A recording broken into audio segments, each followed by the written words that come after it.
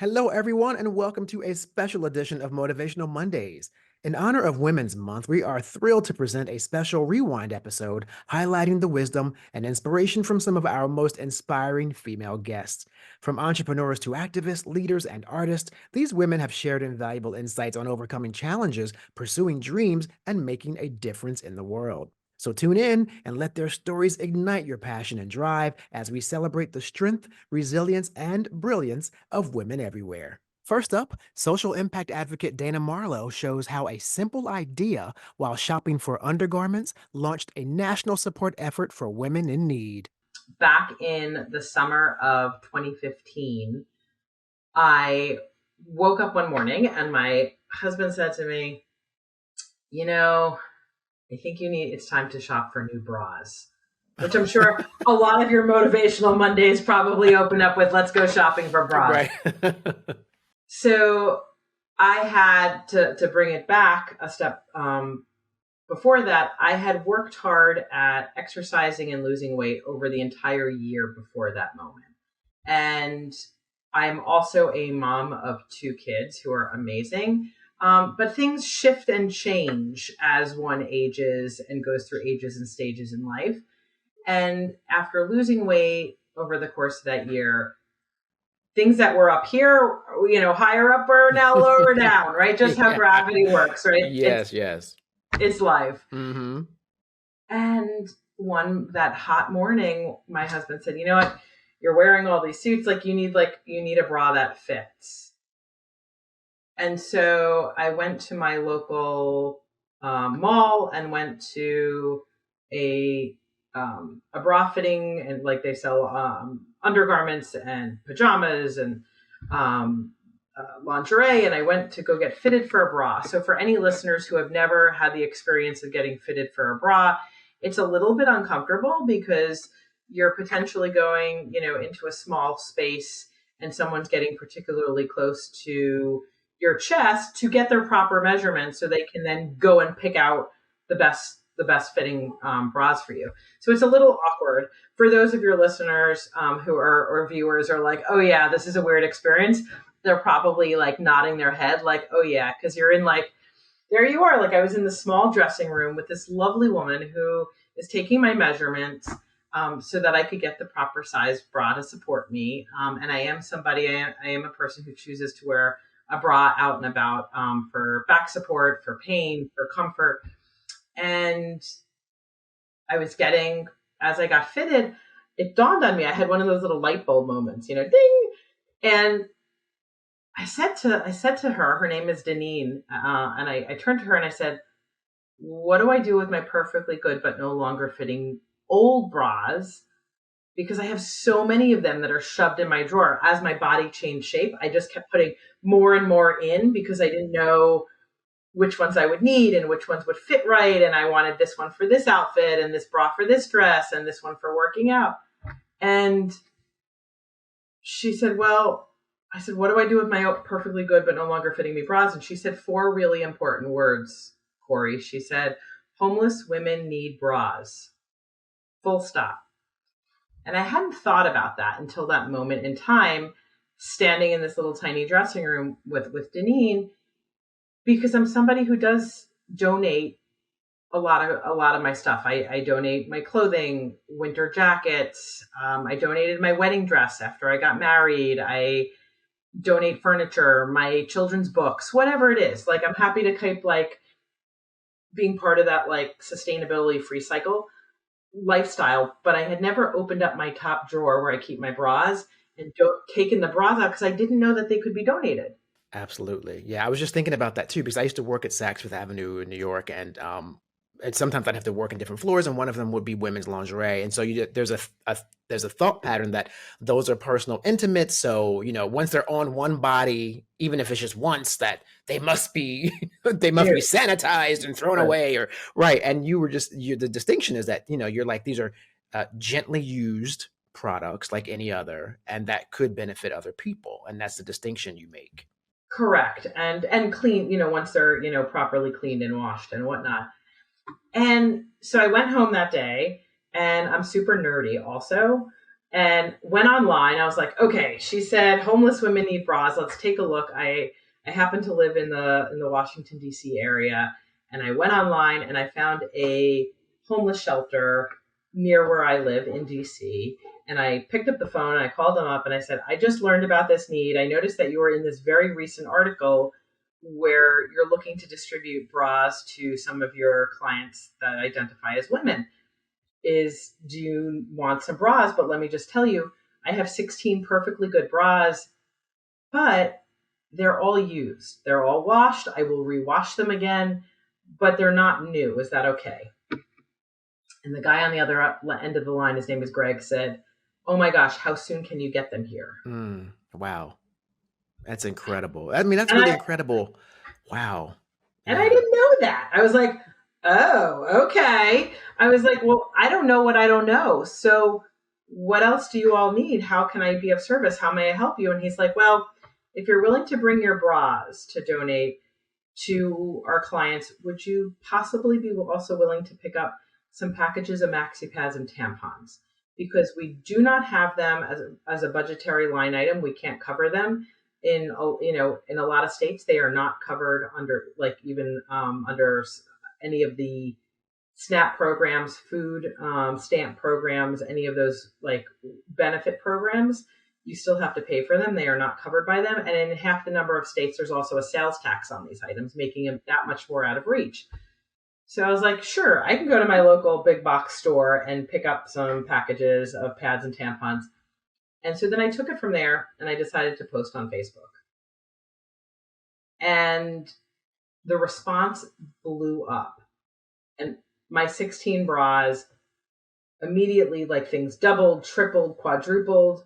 And ultimately, that first donation turned out to be just over 1,000 bras and over 7,100 maxi pads and tampons. The biggest challenges early on have been trying to solicit financial donations from men, right? People who don't get why this is a big deal, people who don't understand why period poverty exists, why it's a big thing, and what it must be like. And so we have a variety of different programs that do everything from education, like the intersection of mental health and menstrual health, or our disaster relief program, so that when folks are evacuating from hurricanes or tornadoes or wildfires, obviously they're encouraged to grab their medication and their pets and food and staples.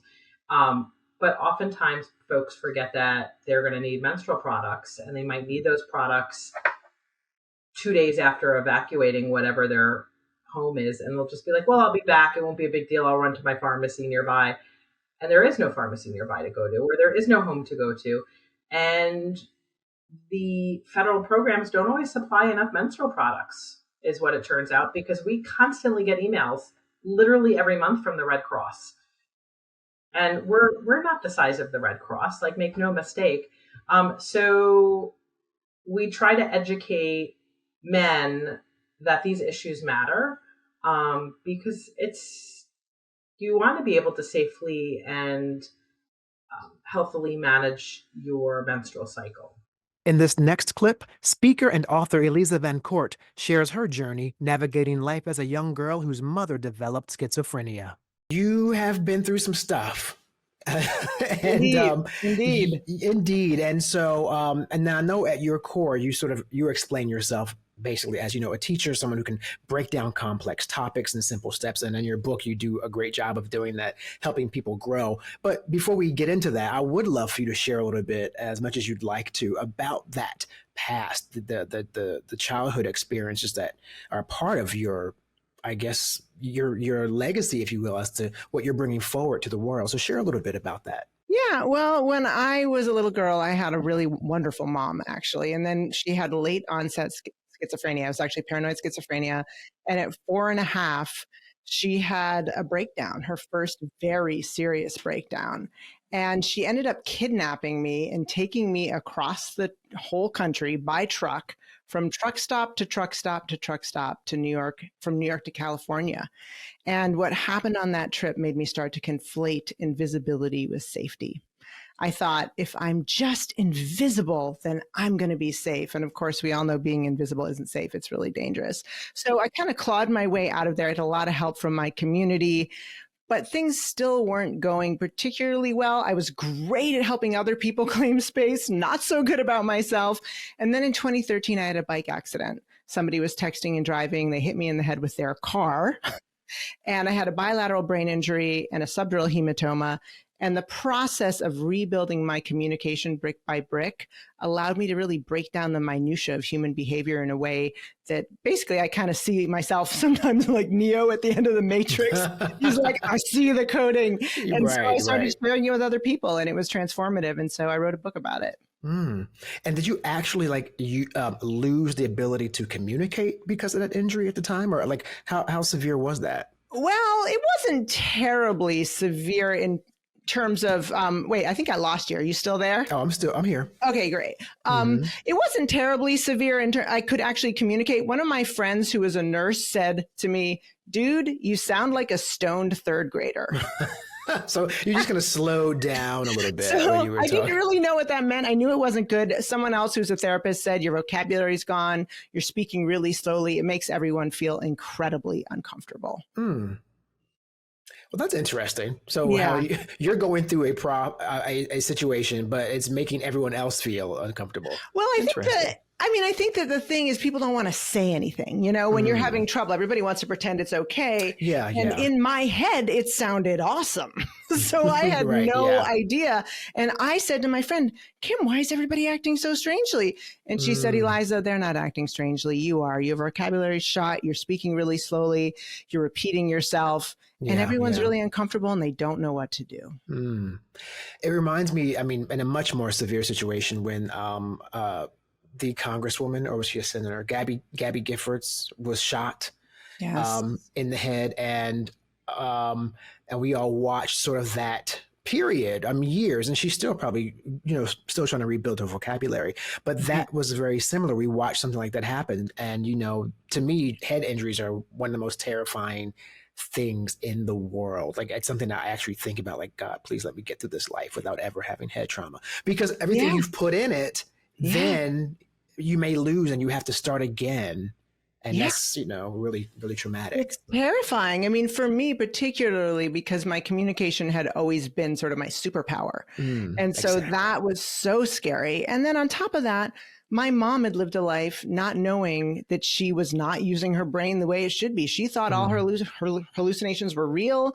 And so for me to think, oh man, I'm so far gone that not only am I far gone, but I don't know that I am. That was scary. That was really scary. And so then how do you, I would imagine through your close friends who helped you through it, but then how do you then go from that to saying, okay, now I have a book that I want to actually share some of these. I mean, that's quite a jump. So, but you bring us to that point. Yeah. Well, I'm not going to say that, everybody told me I wasn't communicating well. And I was like, you know what? I'm going to go out and fix it right now. That's not what I did at all. I went in my bed, I went under the covers, and I thought, I'm not going to get out of the covers. I'm done.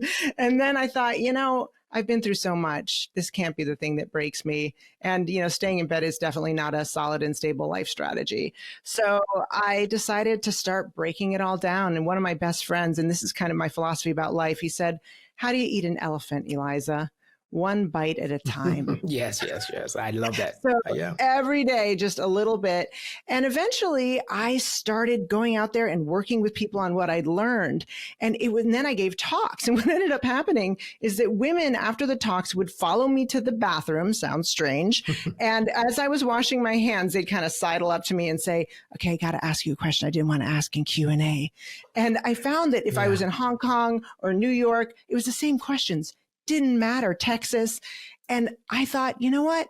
These are questions people don't feel safe talking about in public. I need to take these answers out of the darkness and into the sunlight. Yeah. They can't be conversations. I almost named the book Conversations in the Bathroom, but that wasn't, my I mean, publisher did not think that was the best title. Well, there's a backstory to that though, so it would have made perfect sense. I mean, because I know what you mean. Yeah. I've been there. I've been like in an audience at talks or symposiums, and I'll the keynote speaker, I'll kind of catch them off to the side, maybe not at the urinal because that might have a whole other implication, but It'd be slightly awkward. might be a little awkward. But Just yeah, a little. but I have. I mean, so I totally get that, and I love that you sort of identified that people were asking Yeah. the uncomfortable questions. And I think what's so important about this book too is it's although it's a woman's guide to claiming space, I found a couple things happen when I was reading it. First, as a man, I realized how many times men are actually imposing in women's spaces. I mean, not that I didn't know that, but when you make the point about like man spreading, like like do what men do sometimes, go in that space and be like, yeah, and sit down and and claim your space. I mean, there's moments when that makes perfect sense. And but I became aware of like, gosh, that's awful that a woman has to even do that. Like, why aren't we just making space for the woman? So that was the first thing I thought. But then I also thought, you were also sharing that women are sometimes made to feel small, and it's sort of programmed in them. So you're trying to help them sort of unprogram themselves and go in there and know that you do play small sometimes to your advantage, but own your space, own who you are. So is that, as a man, am I capturing some of the essence you're trying to explain in your book? Yeah, for sure. I mean, I think that we all have intergenerational programming. And that programming is what we walk around with. I mean, it's similar for me. I have racism. I'm a white person. I breathe in racism. So, of course, I'm going to exhale it. And I need to be mindful not to, because it is literally all around me and I am surrounded by it. And that is our culture. And it's similar to sexism, not the same problems, but with sexism, I don't think men in the airport are like on the airplane are like, you know what, I'm going to spread out and take all the armrests because that lady doesn't deserve it. I think they just say, hey, I get armrests for being alive. That's what I get. I get to do this.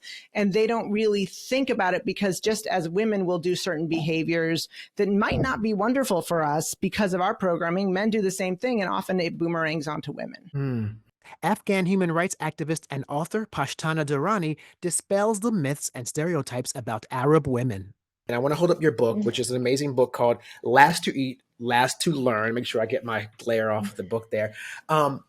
Your father is a rock star to me. Oh, thank you. Thank you. Oh, he is so incredible. So, and your mom's awesome too, but your father had this very different position from an Afghan father point of view. Yeah.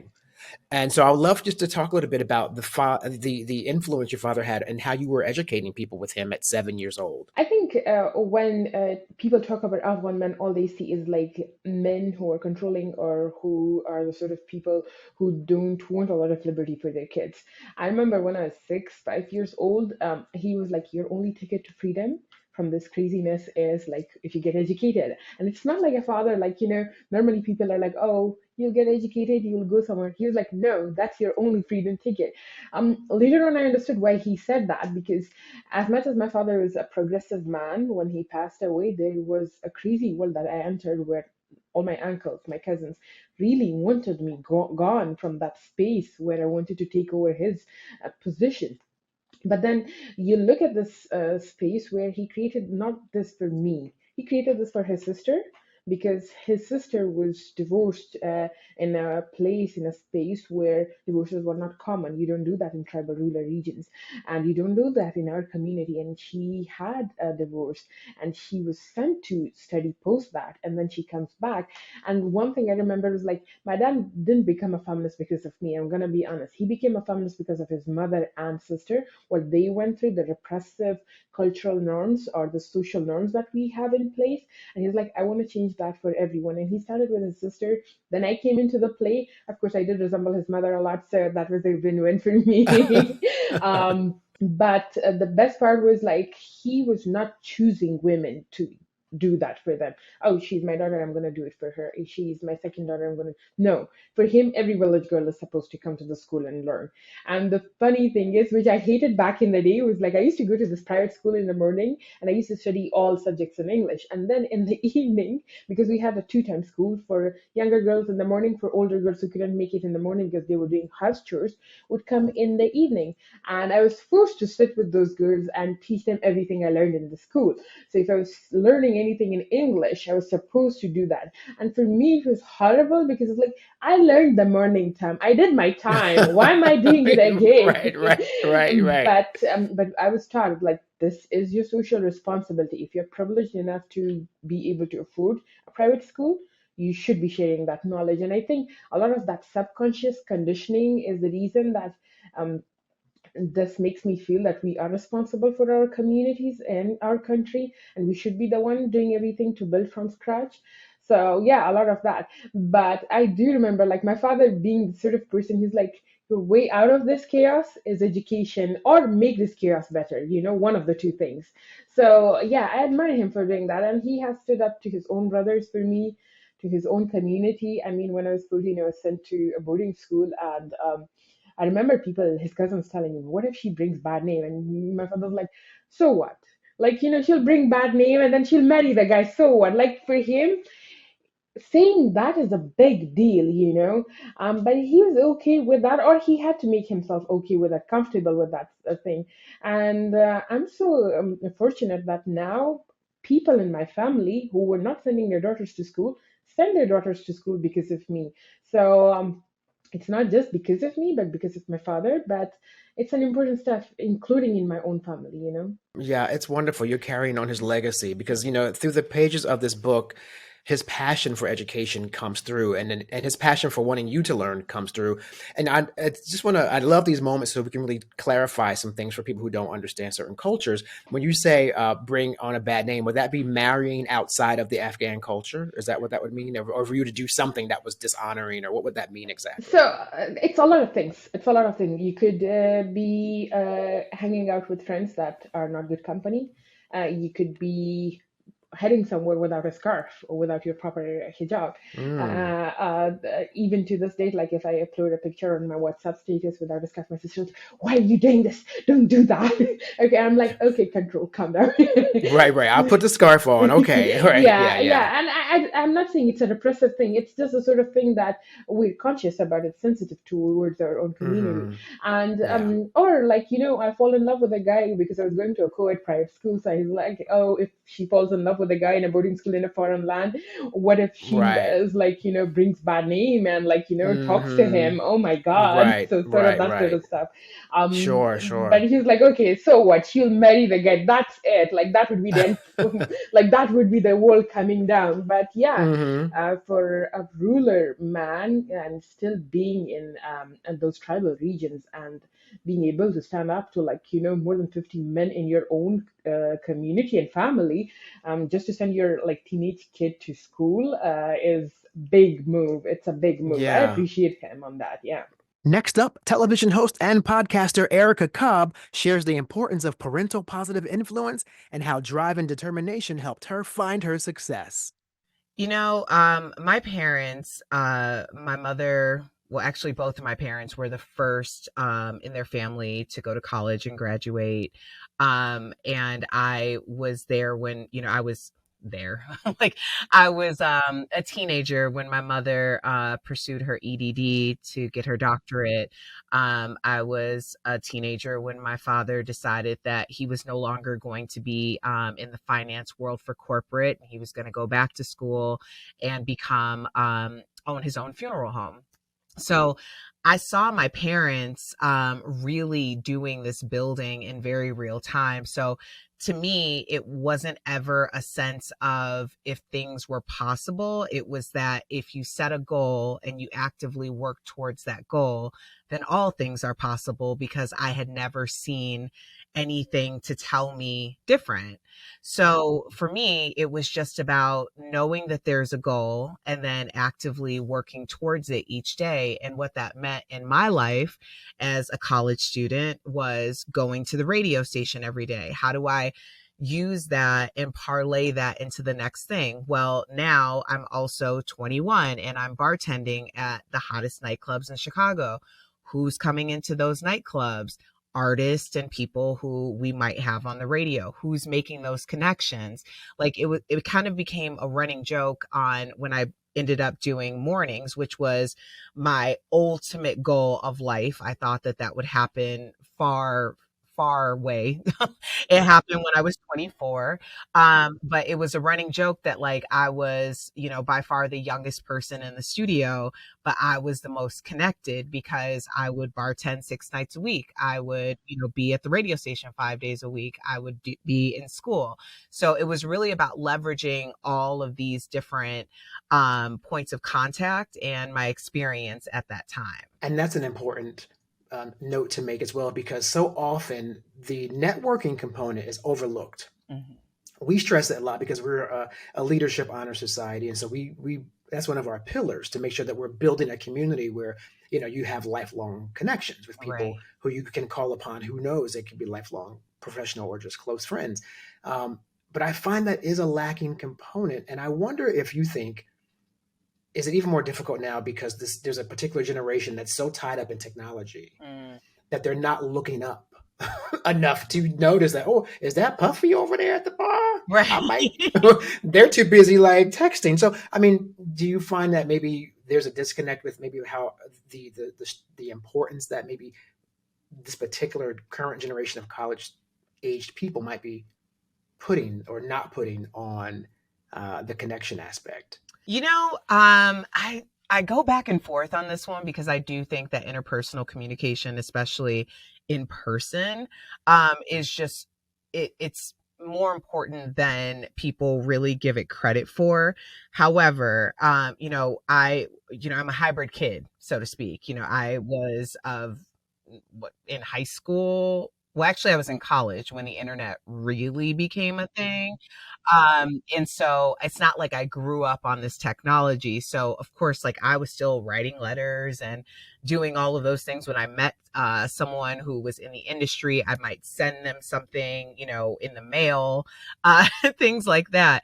But the way that people are really utilizing social media in order to network and build connections in their industry is also extremely valuable and it's highly effective.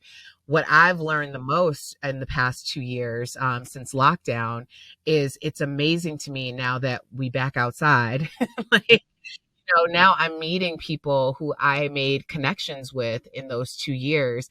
And it's the strangest thing because we're hugging, you know, we're embracing, we're so excited to see each other, and we're having these full conversations. And it'll be like 20 minutes will go by, and someone will say, this is so strange because we've actually never met, but Right, but we're already connected. exactly, Yeah, exactly. You've yeah. laid that foundation. So I think that, social media and technology can be equally as effective. But I do think to solidify relationships, it is important to at least acknowledge that being out in a social setting should be a place where you're engaging with other people. And our final featured clip comes from Rose Fass, chairman and founder of Fast Forward Consulting Group. The celebrated businesswoman is an expert on the art of communication and self-empowerment. Dad used to say to me, Rosemary, if you have to shout, then you can't hold up your side of the argument. Mm-hmm. Yeah. Yeah, there's a couple great anecdotes from Dad in here. I think yes, I love this part. And I'm glad you brought that up, because one part I love when you're talking about Jack Winters, and that's I don't Yes. want to give it away, but Jack Winters picked up where my dad left off and taught me how to be a successful entrepreneur. But I'm so glad you brought this up, because I wanted to ask you, number one, in negotiation, when everything is said, the first one who talks loses. I want to get into that. Now, does that indicate that whoever spoke first really is second guessing their last negotiating point, and so they might not have the strongest hand? Yeah. And put it very well, Corey. Think about this. In this particular case, Jack, of course, was referring to us presenting the new line, okay, that we were out there with retail outlets trying to sell. And he would say, don't be afraid of the silence. Don't be afraid. Someone's thinking, They're hearing what you've said. You said everything you need to say. Give them an opportunity to come back to you to ask a question, share an objection, a different point of view. Then you can respond. But if you jump right in and fill the space and fill the silence, you may end up buying back what you just got bought into. And that's something I never forgot. When it's all been said and the negotiation is through, the first one who talks loses, because then you may end up in a situation where you are defending rather than responding. I mean, when I read that, I thought about how we often feel like there's a need to fill the silence in conversation when Oh, someone's talking, right? And you just, and I mean, that was so profound, that one bullet. And quite honestly, all five of those points could be a show on its own.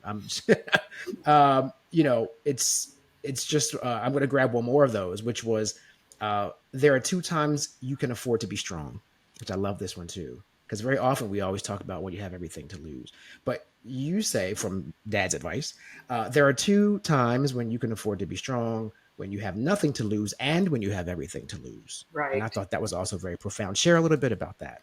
I'll give you an example that's in the book.